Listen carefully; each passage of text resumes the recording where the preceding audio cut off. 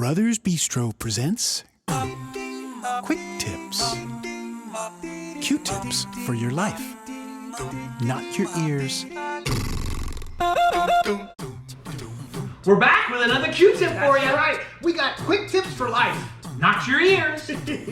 Now we're going to talk about lemon squeezing or juicing, right? Yeah. So we're going to cut this bad boy in half because we're going to pretend like we want to juice this thing, right? You get the flesh showing on both sides. Right. And then let's show them how we use this bad boy. Well, we used to do it like this.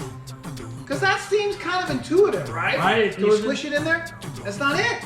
You got to turn it upside down so that the flesh is pointed towards the holes on the bottom. And when you squeeze it, then squeeze is easy and the juice comes out right out the bottom because that's where the flesh is. That's right. Pretty cool. Q-tips. Brothers Bistro. Out.